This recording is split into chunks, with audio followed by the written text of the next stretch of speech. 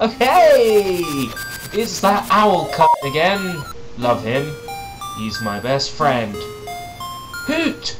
Hoot! Brave lad! On your quest to wake the dreamer! Welcome to the mysterious wood! The sign said mysterious forest, didn't it? Mysterious wood? Isn't that what I wake up with every morning?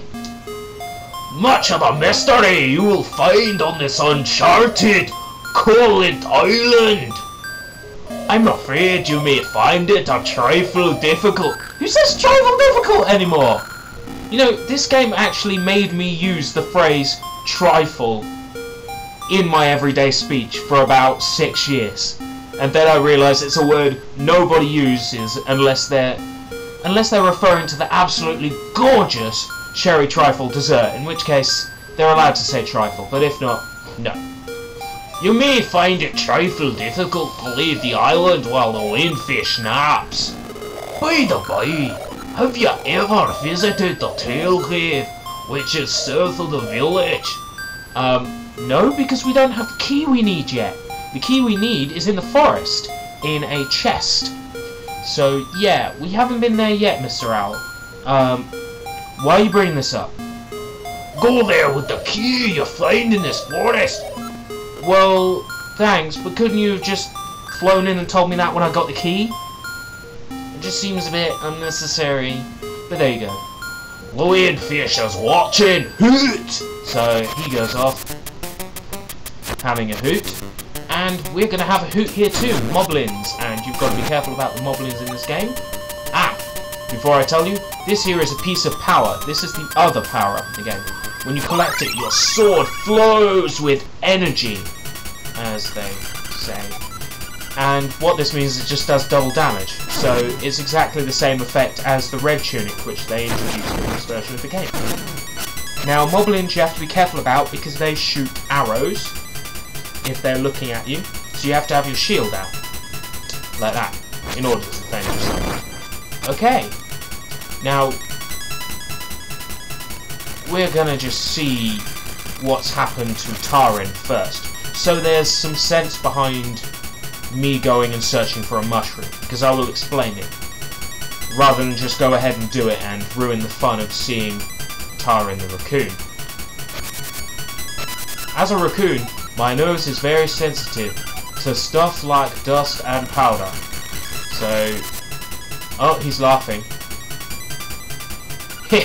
Oh, you're going to be lost thanks to me. Why is everyone like that horrible Scottish accent?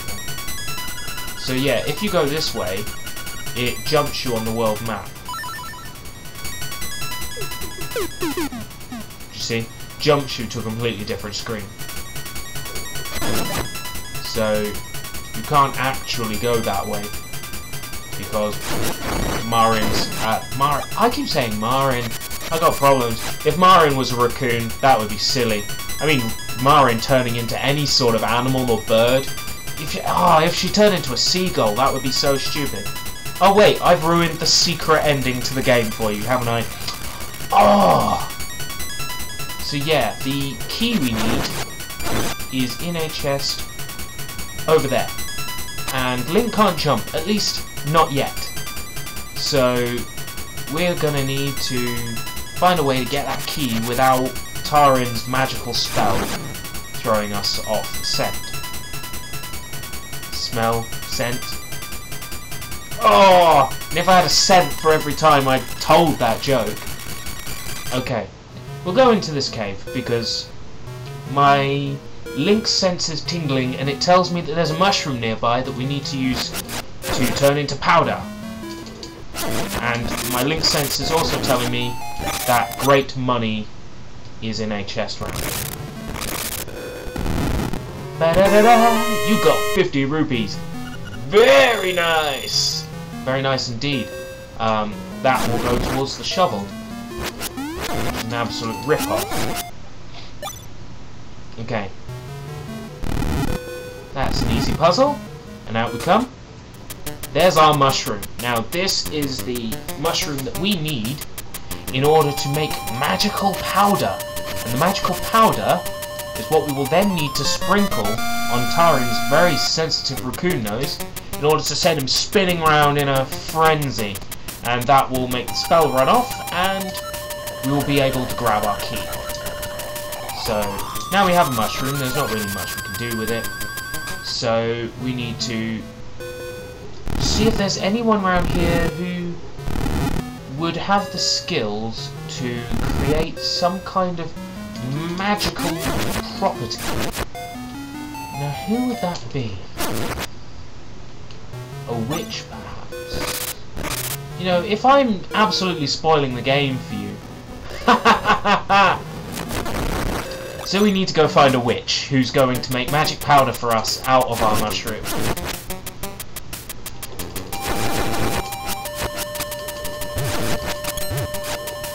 And this is not the right way? No. This is not the right way. But I'm running out of hearts, so I might as well get healed by the magical fairy. Let's heal your wounds and get rid of all that stress. Close your eyes and relax. Don't do it. So Link has some flying hearts around him for some reason, and he's all healed. Gotta love fantasy RPGs. They're a bit weird. It was a bit weird, that one. And that's the trick to killing the moblins. You try to attack them from a diagonal direction if they're the sword-wielding moblins. And piece of power. I hate the fact that you get the message every time. Every time you brush up against a boulder, you get the message that it's too heavy. It's something they could have removed, I think. Makes the game a bit annoying. Whatever you do, don't stab those. They will shock you. Past experience tells me this. And inside the witch's hut now, we're going to need to put our mushroom on a command and talk to her. Ah, it has the sleepy toadstool, it does. We'll mix it up something in a jiffy, we will. Well, it's gone over quite dark. Yeah, while the sun was out, I was getting massive sunlight exposure on my face. I might have to actually adjust the settings on the webcam again. It's all ready, it is. Take care, as there's not much there. Why not try a bit in my hut? Well, I'm not going to, because this stuff is hard to come by. And, quite frankly, all it does is it sets torches alight. That's its main function, the magic powder. Besides getting you past this first plot point, it's mostly used for lighting torches. So there's no need to really waste any of it. But I will use one bit now. Now these enemies that you stab and they hit you can actually make them go crazy. This is very weird. If you approach them from the right angle, they'll speak to you. You know me, I like short names the best. I could display millions of polygons. I definitely need it, as soon as possible. Hey, Mon! I like little crazy nonsensical touches like that. And games that give me those little weird things are games that go on my list of interesting... I don't know what I'm trying... What I'm trying to say is that if someone goes to that level just to impress me, then I hold the game itself in very high regard, and thus Link's Awakening I hold in very high regard. Just re-heal again, because I'm too lazy to cut some bushes and get some hearts. Also, I'd rather not die, at least not until, like, Dungeon 2. It would suck to die this early, because I want to give off the impression I'm good at games. Do I give off that impression? I hope so. So, Tarin the raccoon now. His nose is very tingly, sensitive to stuff like dust and powder. So, all we need to do is sprinkle him once. And weapon of mass destruction. Tarin the raccoon goes boom. The last thing I can remember was biting into a big juicy toadstool. Isn't he supposed to be based off Mario? He is, isn't he? In which case, then, I can't do an Italian accent. Mamma mia! Then I had the darndest of dream. I was a raccoon. Yeah, sounds strange, but it sure was a fun. So, now that he's no longer a raccoon, when did this stop being a normal Zelda tune? Was it when you saw the chain chomp, or was it when we put powder on a raccoon's nose? So yeah, now we've ended that spell, we can get the key to the Tail Cave. Wonderful. First dungeon of the game. Oh look, it's the owl. Hoot, take this key and go to the Tail Cave. So why did you tell us before we were in the fucking forest that you mistakenly named the mysterious wood?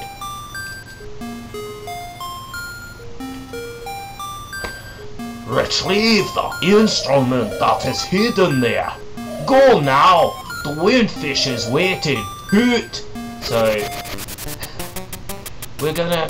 Where's Tyron gone? Okay, we're gonna hoot off to the Tail Cave. Which means a bit of backtracking now, which is the one thing you will do a bit of in Link's Awakening. But I don't mind, because the overworld is 256 screens big, and each one is memorable. You don't sort of stand in a screen and think, where am I? There's only a few cases where that really happens. So, once you learn the layout, it's rather straightforward. And the fact that you have to backtrack isn't so bad, because the island itself is such a small distance, when you think about it. So, Tail Cave. That would be over here. Oh man, I've got hiccups now. I think that's what I get for downing a whole pitcher of Lipton iced tea today. Stuff's so good. Right! Anyway, that was a bit of a tangent. Let's go down to the Tail Cave and complete the first dungeon, and then I can have a rest, edit this all together, and then consider doing the rest of the game, which I probably will anyway, because I love this game. So, level 1. Okay, there's the first of many differences in the way that this game handles dungeons. Dungeons are not dungeons, they are levels. Yeah.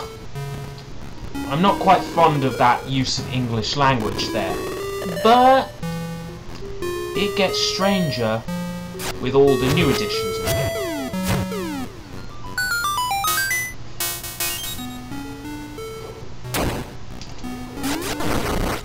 Okay. We've got the compass. Now, the compass in this game has a new feature whereby it plays a tone when you enter a room that's got a key hidden in it. So, wow. Amy, so that can be a room without a chest because there's a puzzle that gives you a key. Then you get the tone anyway. Problem with this compass having... Okay, here I am, back in the room that the game froze at before. I'm trying a new method of recording webcam. It looks to me like it's not recording any frames whatsoever. So this method is probably out of the question now. I did a quick playback of the recording and the sound was crap. But I don't really have a choice compared to the other software, which made it all lose pitch and screw up completely. So, as far as I'm concerned, I can live with a little jaggy lag and then find a better solution later, like maybe having a netbook recording the webcam on the side and then bringing them back later to work them together. It's annoying, but it has to be done. So I'm sorry if I'm not going to be specifically telling you now how to get around the dungeon very easily. And I think that's all due down to the fact that I had a massive problem with this screwing up. So yeah, up through here. There's a vulnerable wall, we can't do anything with it yet, and there's only rupees through there anyway. That should be another key. Oh no, it's rupees, good enough. I didn't mean to do that. Now, I need to push this up here, so that can't come after us because it moves in a straight line. Come through here.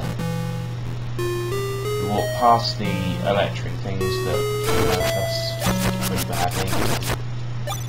And then push this block here. Use a shield to knock these guys flat on their face. And that's how you kill them.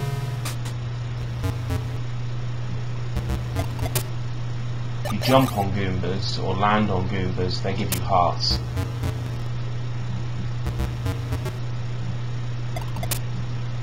It's pretty cool. But the fact that there's Goombas is a problem. I mean, they're not really Zelda material, at least not until this game, which rewrites all the rules. Got the Rock's Feather. This allows us to jump. This is the most useful item in the game, definitely the most useful item. So we'll just put that where our shield used to be.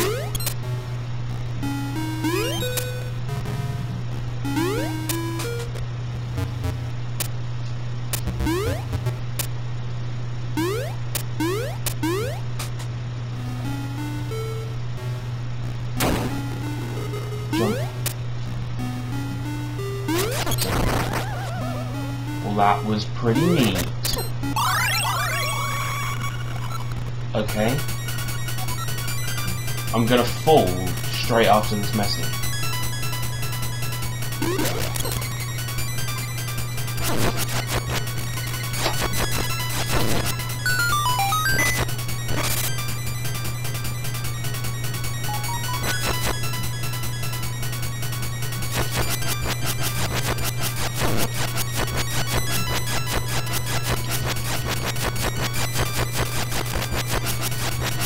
Come on.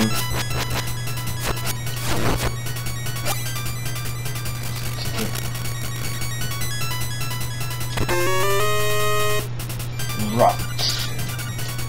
We can also get the Nightmare Key while we're here. Save a lot of wasted time so we can jump straight to the boss of the dungeon if we want to. Which is what I'll do. I don't know where I've missed the dungeon map, but I don't care. I missed the dungeon map the last time I played through this dungeon, when the recording went bad, so yeah. I'm not bitter about that, not at all. It's fine. Technological mishaps happen. Now let's get rid of the Stalfos. And the locked door. And it's boss time.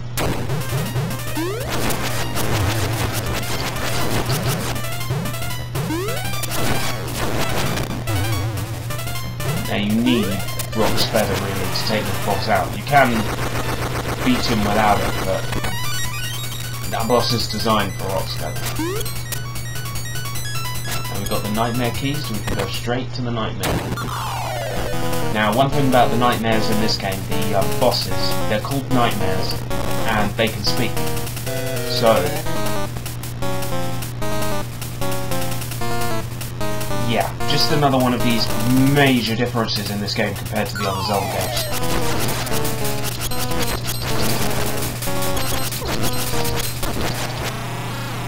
He's dead with little effort.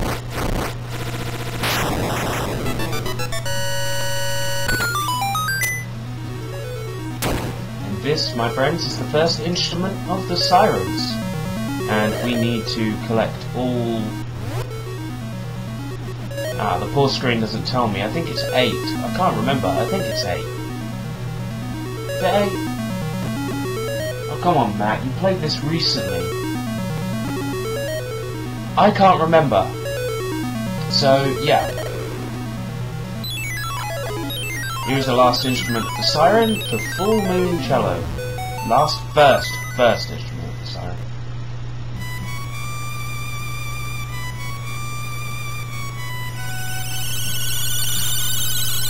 Soothing melody echoes through the hallways of eternity. swamp. A path opens in the blooms. So I'm almost back up to where I was.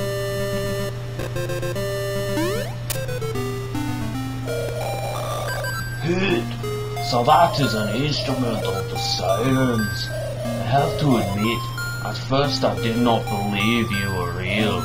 Well, pinch me? I'm pretty real. That instrument, along with the 7 others, is 8. In the set, has the power to wake the windfish. You must collect them all. I was instructed to give you directions. Your next goal is in the north, in Hunger Swamp. Hoot indeed. Hoot indeed. Now, this was where I got up to when I finished recording. So, without further ado, back to where I was with my extra rupees and the fetch quest completed.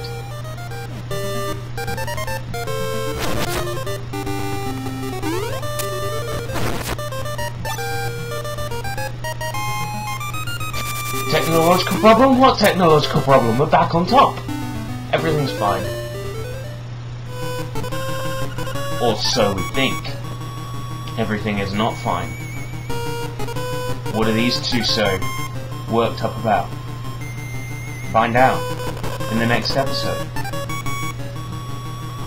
Until next time, if we live that long.